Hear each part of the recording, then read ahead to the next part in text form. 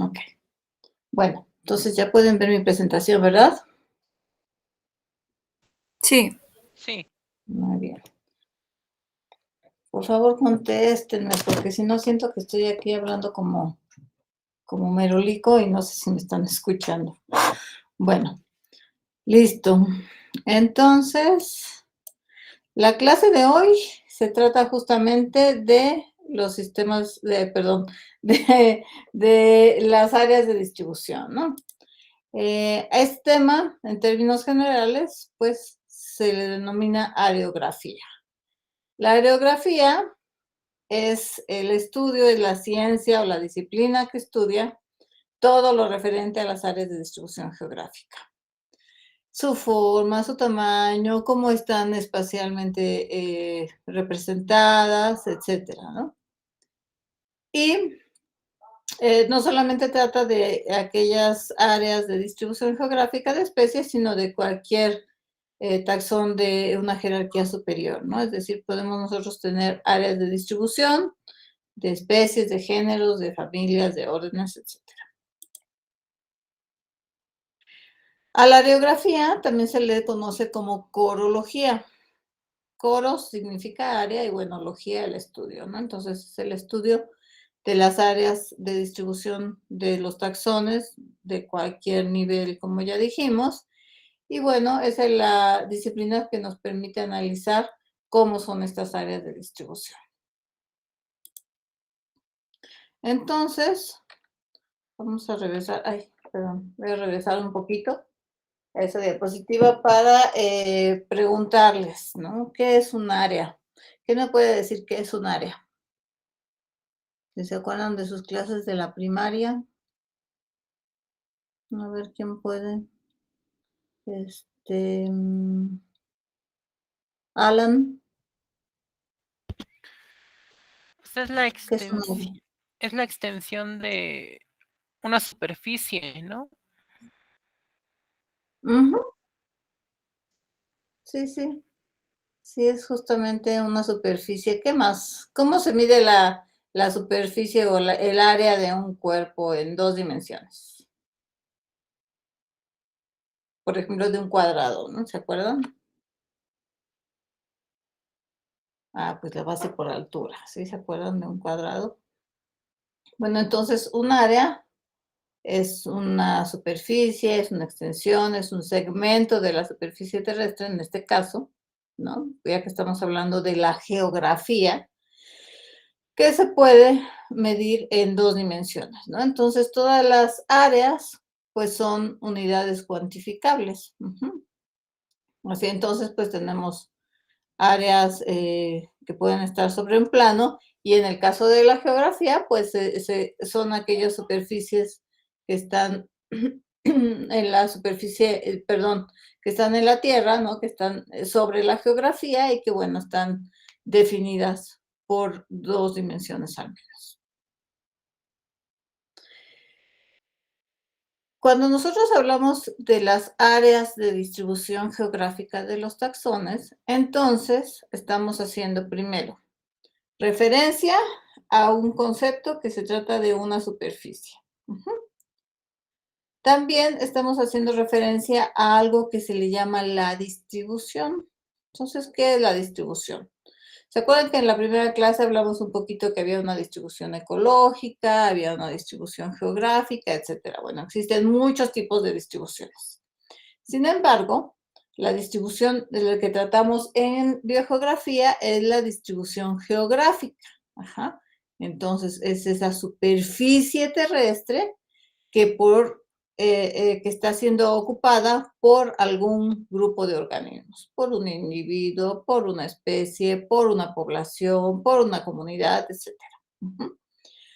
Cuando ya hablamos del área de distribución geográfica o la distribución geográfica de un taxón, entonces ya nos referimos directamente a aquel espacio geográfico en donde está siendo ocupado por un conjunto de organismos, en este caso por un taxón, que puede ser una especie, pero que es inferido a partir de las localidades en donde ese taxón se registró, ¿no? Entonces, nosotros cuando Salimos al campo, vamos con nuestro GPS, por ejemplo, y registramos todos los sitios en donde se encuentra o donde encontramos un individuo de una especie en particular. Ujú. Al conjunto de todas estas localidades de donde hemos registrado por cualquier medio a los individuos de una especie, a este entonces le llamamos la distribución geográfica. Ujú.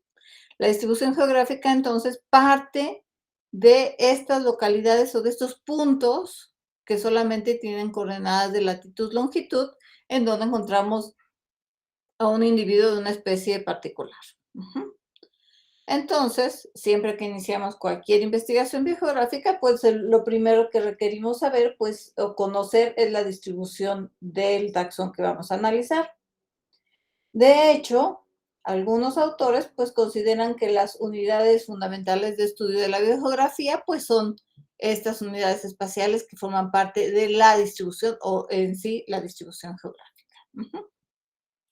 De tal forma que la distribución geográfica de una especie se puede componer como mínimo de 3 características: la descripción de la localidad y en sí misma de la localización, generalmente dada en coordenadas geográficas, en latitud, longitud y altitud, ¿no? Sin embargo, cuando estamos hablando de 2 dimensiones, solamente estamos hablando de la dimensión latitud y longitud. Este es un ejemplo. Ujú. Entonces, vamos a suponer que tenemos a esta especie, que es Ketodipus californicus, que es un roedorcito que se distribuye en California y el norte de Baja California. Y fuimos al campo y registramos todos aquellos sitios en donde encontramos a este ratoncito, ¿no? Entonces, al menos un ejemplar de este ratón. Y los ponemos en un mapa. Ujú. Por ejemplo, usando un sistema de información geográfica. Esta sería entonces, ay, perdón, necesito el puntero. Esta sería entonces la distribución geográfica de Ketodipus californicus. Ujú. Y cada uno de estos puntos pues tiene asociada una coordenada de latitud y de longitud. Ahora, la distribución geográfica solamente se refiere a aquellas coordenadas de latitud y de longitud donde la especie ha tenido una historia evolutiva relacionada con el sitio. Ujú. Entonces, por ejemplo, si ustedes buscan la distribución geográfica de Pantera león, ¿no? De los leones, pueden encontrar todas estas localidades, ¿sí? Sin embargo, yo les preguntaría, ¿no?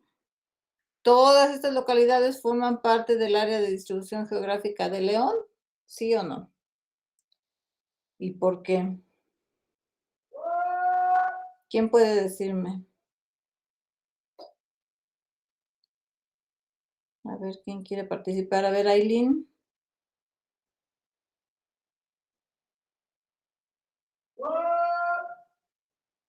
Ya vino el del agua. Aileen, ¿estás por ahí? ¿No? Sí, Ah, ok. A ver, Aileen, si yo te dijera que este es el área de la distribución geográfica de León, ¿estarías de acuerdo? ¿Sí o no? no, A ver, ¿por qué? porque tiene más puntos en otro lado. Exacto, ¿no? Si se dan cuenta, a lo mejor estos puntitos que están aquí en América, incluso por acá volando, hay uno en el mar, hay uno en Alaska. Probablemente estos puntos hacen referencia a zoológicos, ¿no? Ujú. Entonces, no necesariamente todos estos puntos en donde se registra una especie forman parte de la distribución geográfica. Entonces, hay algunos registros, por ejemplo, los accidentales, las introducciones antropogénicas, datos que estén mal, por ejemplo, estos leones que están por aquí nadando en el mar, ¿no? Estos de por acá, pues no forman parte del área de distribución geográfica o de la distribución geográfica. Esta es el área de distribución geográfica que alguien dibujó para Pantera leo, ¿no? Y es una inferencia, véanse que se trata en este caso de una mancha, Es una inferencia acerca de las localidades donde se ha registrado de manera natural o de acuerdo con la historia biológica a los ejemplares de pantera lea, ¿no? Entonces, obviamente, pues no está aquí América, no está ahí nadando en el mar, etcétera. Así entonces, ya podemos definir más o menos qué es un área de distribución geográfica. Fíjense que este concepto no es tan sencillo, ¿no? de comprender. Por eso, en un inicio lo desglosamos y lo dividimos en varias partes. Primero, un área es entonces una superficie geográfica, en este caso es una fracción del espacio geográfico, y además seccionamos la parte de la distribución, ¿no? Donde una especie está ocupando, donde una especie está registrada, donde una especie se sabe que ahí está habitando. Así entonces, esta definición de Zunino y Zulina del 2003, que a mí me parece que es la que mejor define el área de distribución geográfica, nos dice que un área de distribución geográfica, entonces, es esa superficie del espacio geográfico donde una especie está presente, es decir, esos puntos del espacio geográfico donde los individuos de un taxón en particular están presentes, están ocupando, se han registrado ahí, pero además tiene una condición muy importante, ¿no? Que ese espacio geográfico está siendo ocupado por ese taxón, pero además tiene una relación muy estrecha con el espacio geográfico, es decir, no solamente quiere decir que los individuos puedan estar ahí, ¿no? Porque los ejemplares de león pueden estar en el zoológico de Chapultepec sin ningún problema, o no sé, en el zoológico de Nueva York, o en algún zoológico de Europa. El asunto es que qué tipo de relación guardan los individuos con el espacio geográfico.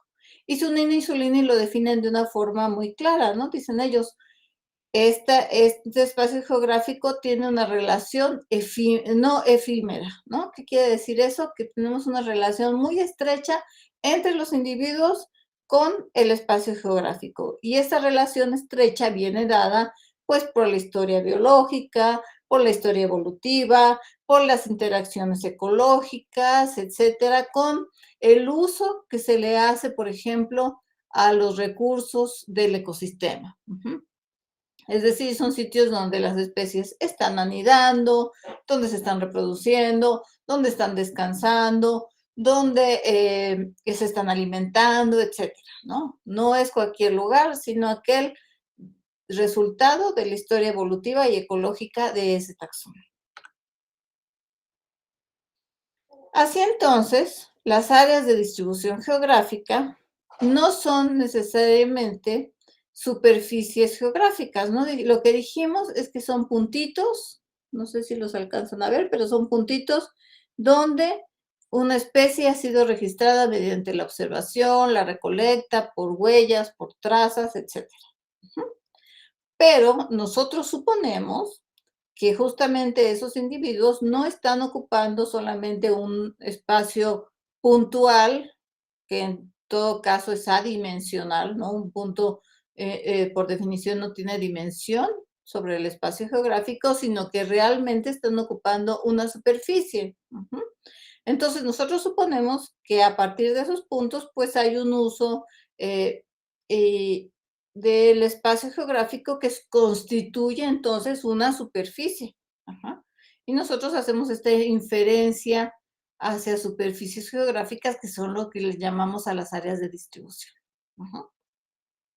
Este es un mapita de un libro que se llama Hall, del 81, es un libro clásico de los mamíferos de América del Norte, y vean cómo, por ejemplo, en este caso, este investigador Hall, pues dibujó el área de distribución del puma en Norteamérica.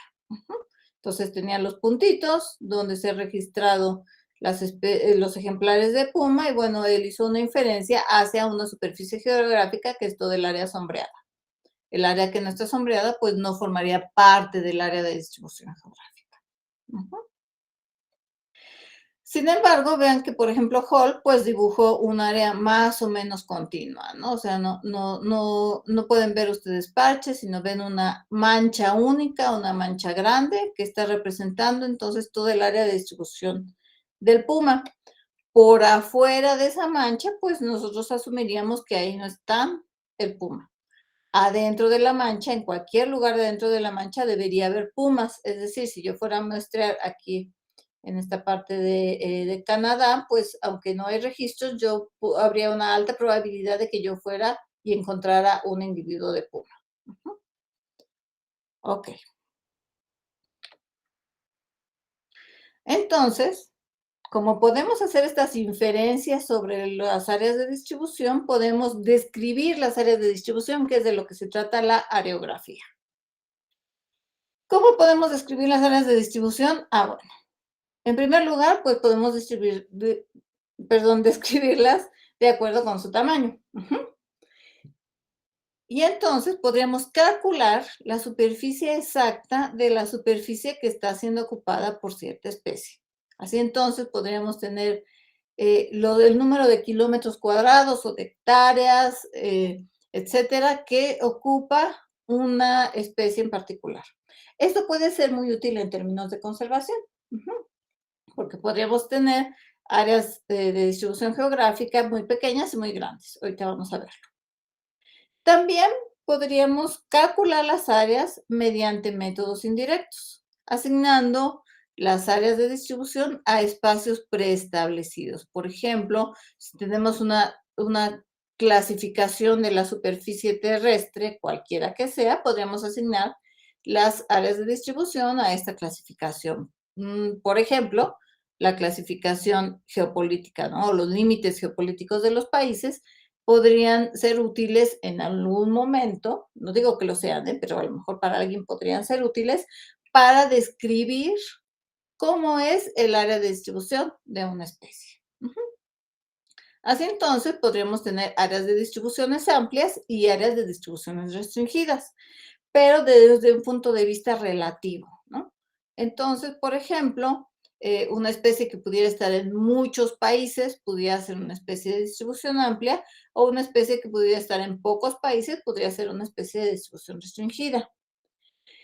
Este concepto no es tan útil en el sentido de que, primero, es relativo a la unidad geográfica que nosotros estemos hablando y también a la escala geográfica. Ustedes van a ir viendo que en biogeografía muchos de los conceptos de hecho son relativos. Todo tienen que ver respecto a cierto universo del que estemos hablando, a cierto conjunto de áreas o a cierto conjunto de especies, es decir, todo tiene que estar enmarcado dentro de un esquema en el que podamos aplicar estos conceptos relativos. Entonces, por ejemplo, para algún autor, la distribución amplia será aquella que está referida a taxones que habitan más de una unidad biogeográfica natural, y restringida cuando solamente habitan una unidad biogeográfica natural. Ya vamos a ir viendo más o menos más adelante, cuando veamos regionalización, qué son estas unidades biogeográficas naturales, ¿no? Pero supongamos por lo pronto tipos de vegetación. Una especie que se distribuye en 3 o 4 tipos de vegetación, pues puede tener una distribución amplia, y aquella que solamente se distribuye en un tipo de vegetación, pudiera ser de distribución restringida. Entonces, siempre hay que hablar respecto al contexto en el que estamos nosotros usando los conceptos distribución amplia y distribución restringida. ¿Vamos bien hasta aquí? ¿Todo bien? Sí, todo bien. Sí. Ok. Bueno, entonces, cuando nosotros estamos dibujando o infiriendo esta superficie geográfica que está siendo ocupada por un taxón, pues suponemos más o menos que son estas manchas que generalmente vemos en los mapas, ¿no? Entonces suponemos que son unidades homogéneas y estáticas, pero ojo, realmente eso es lo que no son. O sea, estas manchas son representaciones espaciales de algo que suponemos que existe, ¿no? Y estos límites que nosotros dibujamos también suponemos que existen, pero las especies no están esperando a que nosotros pongamos los límites para decir, ay, ahora estoy en mi área de distribución, ahora me salgo, ahora me entro. No, no.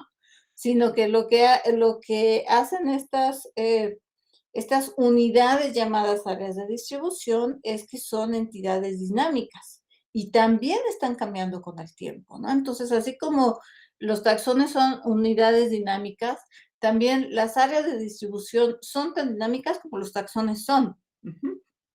Entonces, no son unidades estáticas, son unidades dinámicas que cambian constantemente y que también no son necesariamente homogéneas, ¿no? Sino que todo va a depender de cómo las estemos nosotros dibujando y cómo las estemos viendo.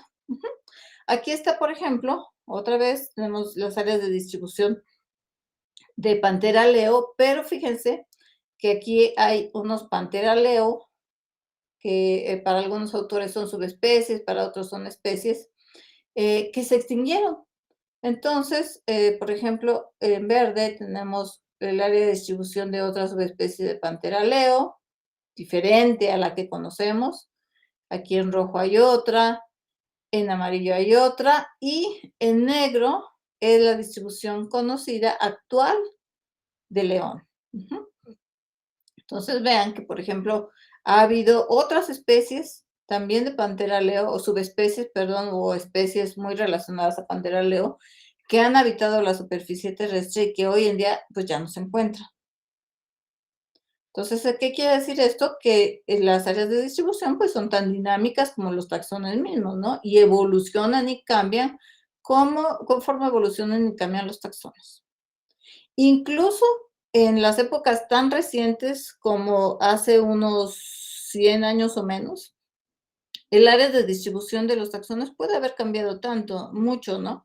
Vean, por ejemplo, en el mapita de la derecha, tenemos los cambios en el área de distribución de la distribución, digamos, natural de Pantera leo, que sería la mancha negra.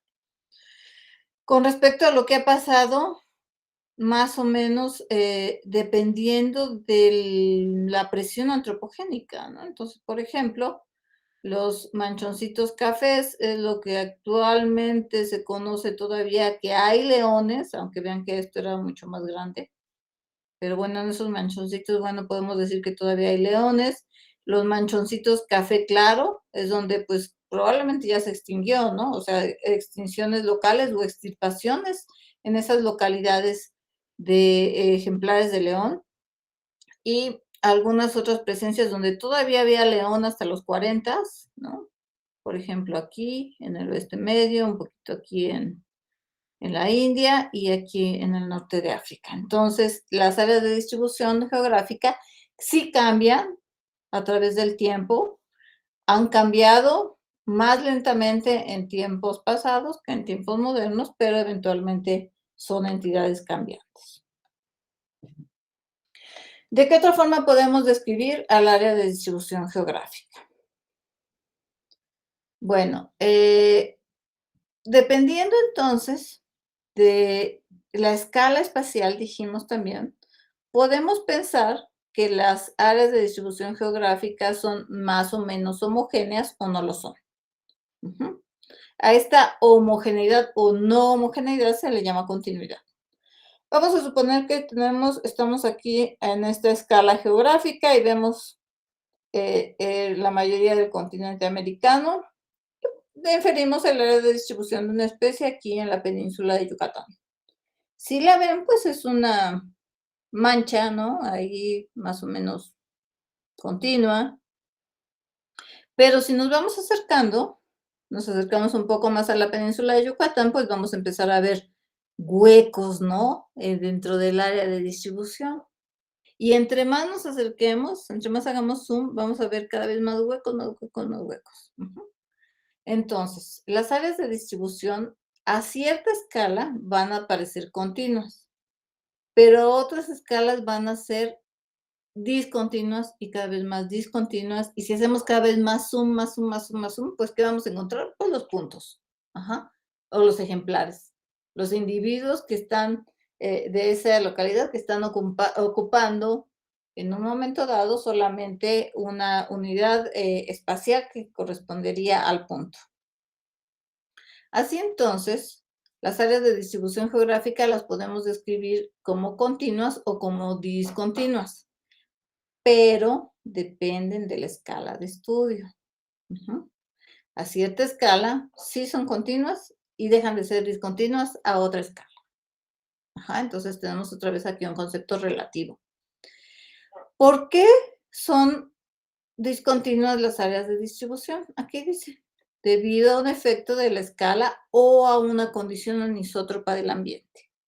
Es decir, a que el ambiente o a que la superficie geográfica de hecho no es continua. Tiene anisotropía o, si quieren llamarlo, heterogeneidad, ¿no? Existe heterogeneidad ambiental, existe heterogeneidad geográfica que impide, obviamente, que todas las especies puedan estar en todos los lugares. A lo mejor estas zonas que están aquí en la orilla de la península de Yucatán, pues son zonas de manglar y de esa especie pues no está adaptada a las zonas de manglar. A lo mejor estos triangulitos que ven por aquí son cenotes y por eso la especie no puede estar ahí, ¿no? Que a lo mejor no es una especie acuática. Entonces, las áreas de distribución sí pueden ser continuas, pero a cierta escala. O si no lo son, pues entonces son discontinuas. Cuando son discontinuas las vemos como si fueran parches. Más o menos así, ¿no? O sea, estamos ahorita en la misma escala que estábamos en el mapa anterior, pero ahora tenemos otra especie que tiene esta área de distribución. Ahora, si se dan cuenta que esta área de distribución, pues está parchada, ¿no? Aquí hay un parche grande, aquí hay un parchecito, aquí hay otro parche, aquí hay otro parche. Cuando se presenta a cierta escala las áreas de distribución de esta forma, las llamamos discontinuas, dijimos. Pero hay una discontinuidad muy especial. A esa discontinuidad especial se le llama disyunción. ¿Cuál es la diferencia entre una discontinuidad normal de una disyunción? Bueno, la disyunción se refiere a que los parches de esta área de distribución pues están separadas de tal forma que las poblaciones de los diferentes parches no tienen intercambio génico. ¿Por qué no tienen intercambio génico estas poblaciones? Pues porque hay algo que aísla a las poblaciones, que aísla cada uno de esos parches. Y a esos aislamientos o esos fenómenos de aislamientos, pues se les llaman barreras geográficas. Entonces, cuando dos o más áreas están ocupadas por el mismo taxón y se hayan separadas por una distancia que excede la capacidad normal de dispersión del mismo, pues se le llama disyunción. Es decir, no hay flujo génico entre las diferentes poblaciones. ¿Por qué? Porque existen barreras. Es decir, existe una condición de anisotropía negativa de muy alta efectividad. Si yo comparo este mapa de mi área de distribución, por ejemplo, con un mapa de las cordilleras de América del Sur, pues podría yo encontrar que hay ciertas cordilleras que impiden que las poblaciones tengan flujo génico. Y estas cordilleras son tan importantes, que confieren tanta heterogeneidad y tanta anisotropía al ambiente, que son muy efectivas para que los individuos de estas poblaciones puedan dispersarse con sus propias capacidades de dispersión. Sí, imagínense que a lo mejor es una especie que no es voladora, pues a lo mejor no va a poder atravesar esas montañas, ¿no? Entonces no va a haber forma que los diferentes parches puedan tener intercambio génico. Así entonces, también la escala en la que se analizan los datos, ¿no? En este caso, las áreas de distribución geográfica nos permiten saber si son continuas o discontinuas. Si son discontinuas, son parches con flujo génico, y si son disyuntas, son parches sin flujo génico. Esto nos introduce a un nuevo concepto, que es el concepto de barrera. Una barrera, entonces, es cualquier discontinuidad ambiental o geográfica que detiene la dispersión de cada taxón, dependiendo de sus capacidades de dispersión. Sin embargo, hay barreras que obviamente van a actuar con una máxima efectividad para muchos taxones, ¿no? Por ejemplo, grandes cadenas montañosas, pues obviamente van a impedir que muchos taxones se dispersen, así tengan amplias capacidades de dispersión. Las barreras las podemos dividir de muchos tipos. Por ejemplo, podemos encontrar barreras físicas que están más bien relacionadas con cambios de temperatura, regímenes de humedad, de lluvias, accidentes topográficos importantes, accidentes geográficos importantes, etc. Y por otro lado podemos tener las barreras biológicas, que tienen más que ver con las interacciones que pueden tener los organismos entre ellos, interespecíficas o intraespecíficas, y algunos cambios ambientales. Entonces, por ejemplo, algunas interacciones bióticas importantes como la competencia, la depredación, el parasitismo y las relaciones con el ambiente, ¿no? Así como los hábitos tróficos de diferentes taxones. También podemos clasificar las barreras dependiendo de cómo actúan o sobre los grupos taxonómicos o dependiendo de su porosidad, ¿no? O sea, es decir, qué tan eficientes son para detener el flujo génico. Así entonces podemos encontrar barreras que son impenetrables, es decir, que ningún grupo taxonómico va a poder atravesar. Podemos tener barreras filtrantes, ¿no? Es decir, que permitan que solamente ciertos grupos taxonómicos que tengan ciertas capacidades de dispersión van a poder atravesar. También podemos tener corredores, es decir, que solamente por esos lugares se va a poder haber tránsito de taxones con ciertas capacidades de dispersión y con cierta dirección. O puede haber barreras absorbentes en donde las especies queden, digamos, contenidas o detenidas dentro de la misma barrera. También podemos clasificar las barreras por su tamaño, en que si son grandes o si son pequeñas, etcétera, ¿no? Podemos clasificarlas de muchas formas. ¿Todo bien hasta aquí? ¿Vamos bien? Sí, todo bien. Ok. Bueno, pues entonces vamos ahora a ver cómo inferimos entonces estas áreas de distribución, ¿no? Entonces suponemos que existen en la naturaleza, que no solamente son constructos humanos, sino que existe este espacio que está siendo ocupado por los taxones.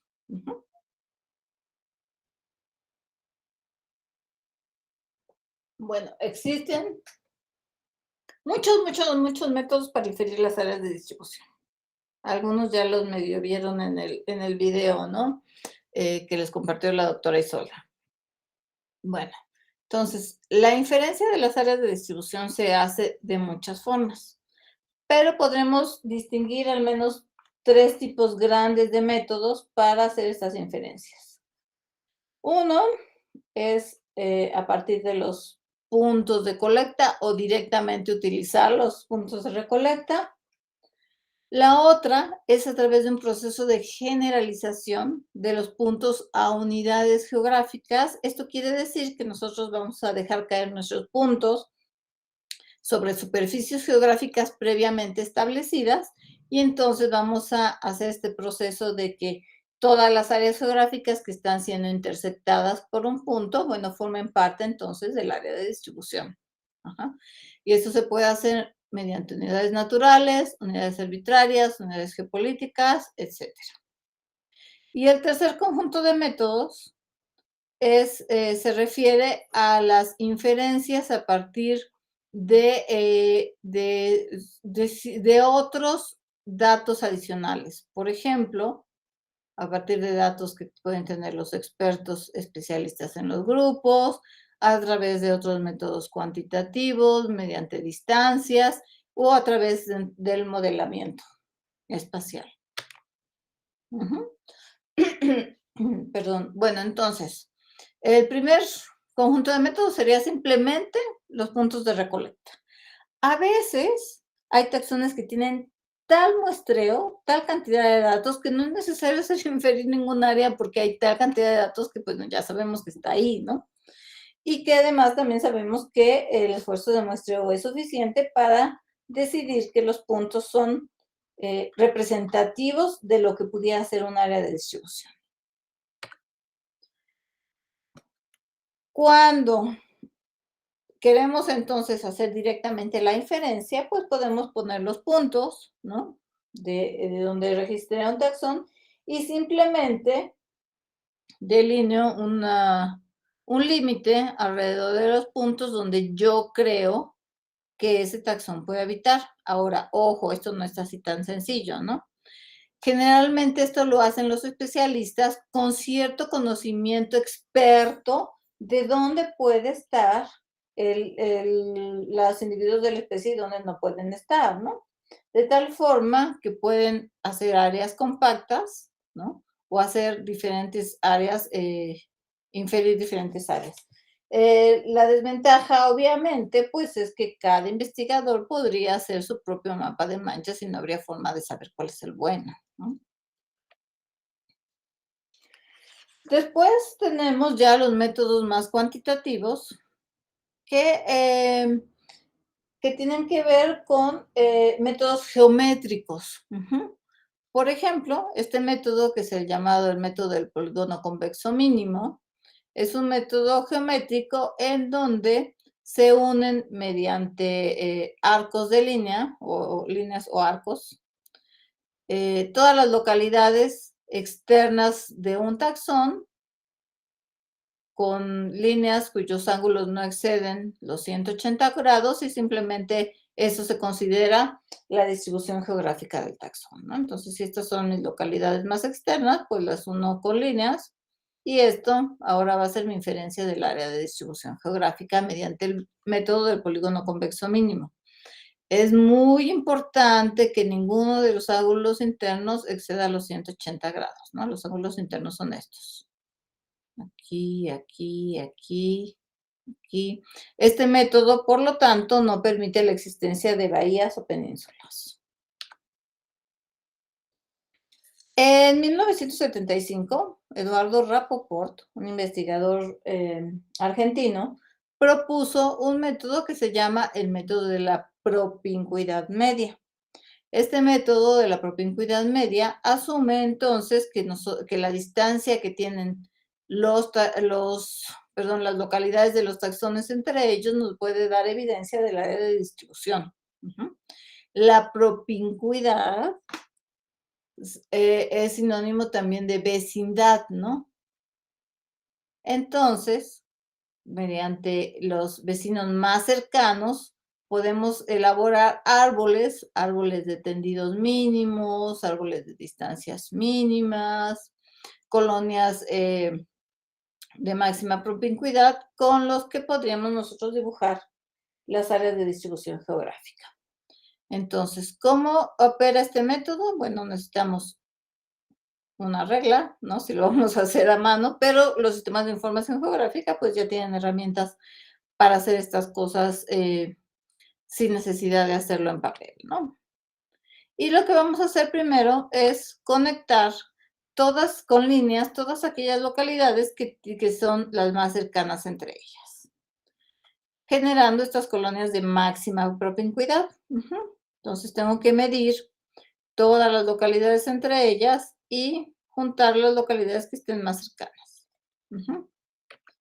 Sigo haciendo este procedimiento hasta que genero un árbol de tendido mínimo o un árbol de distancias mínimas. Estos árboles de tendido mínimo pues se llaman justamente también de máxima propincuidad porque son los que son los más cercanos. Ahora, no se vale hacer circuitos, debe ser una red abierta.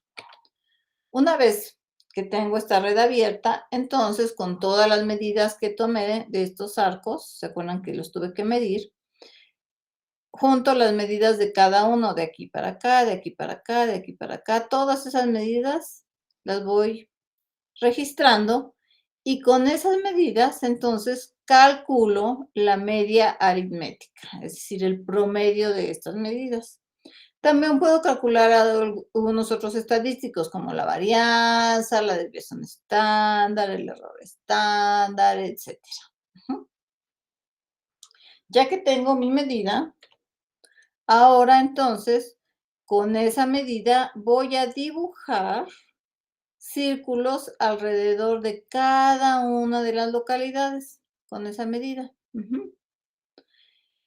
El radio de esos círculos va a ser entonces la media o el estadístico que se haya elegido, la varianza, la desviación estándar, el error estándar, 2 veces la desviación estándar, lo que quiera. Ujú.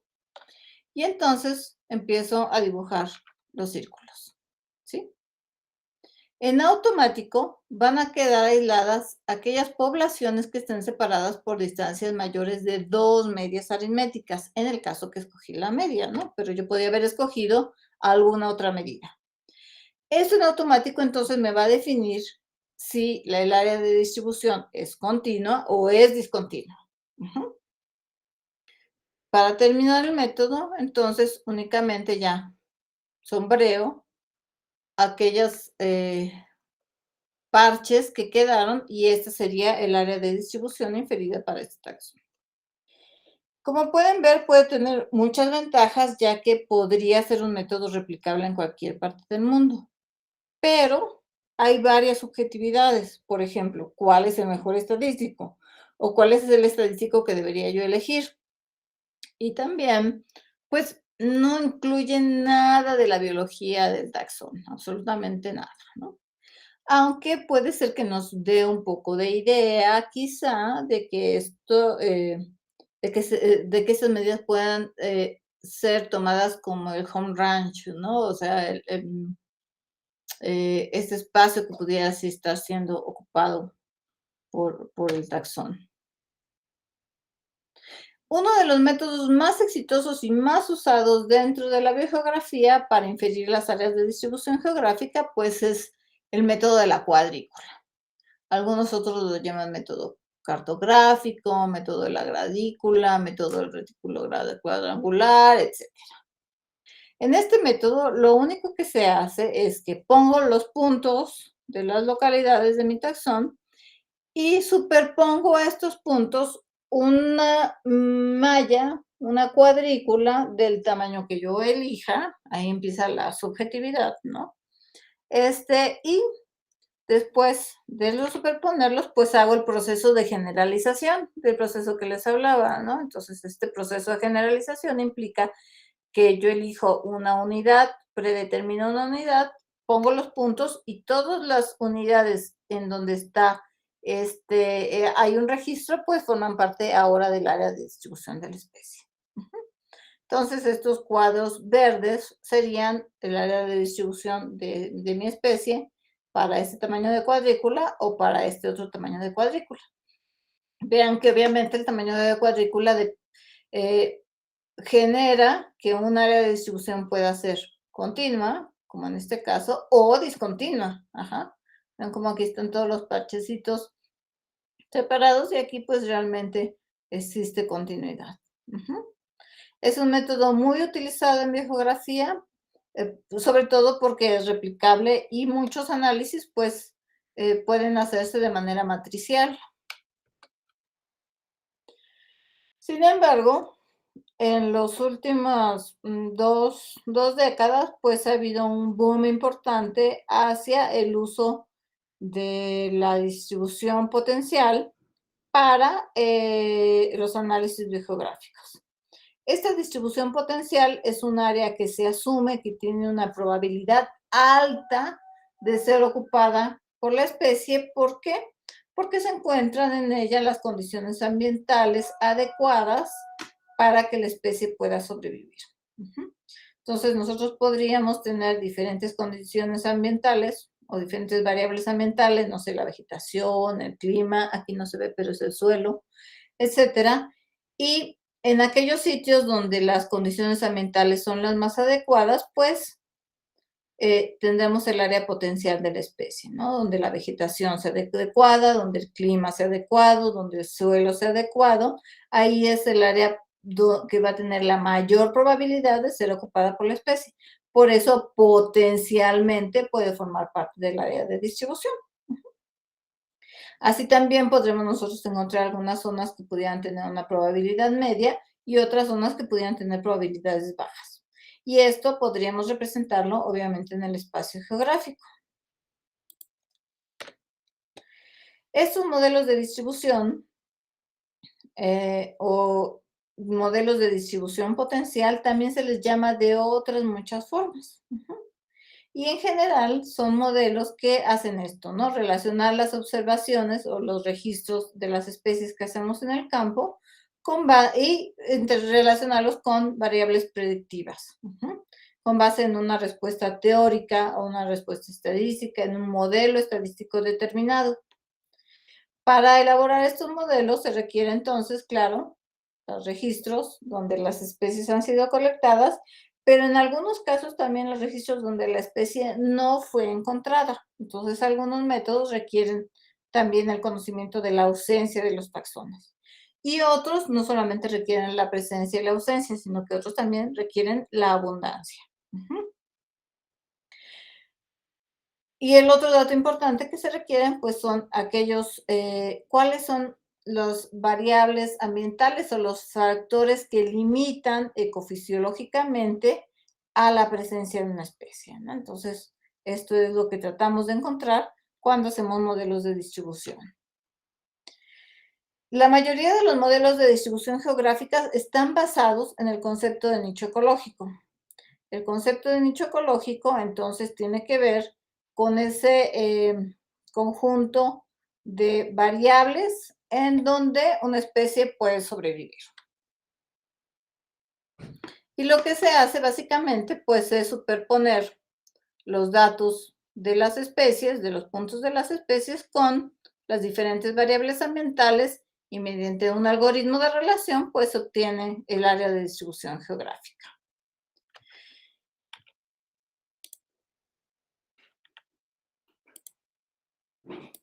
¿Dudas, chicos? ¿Dudas hasta aquí?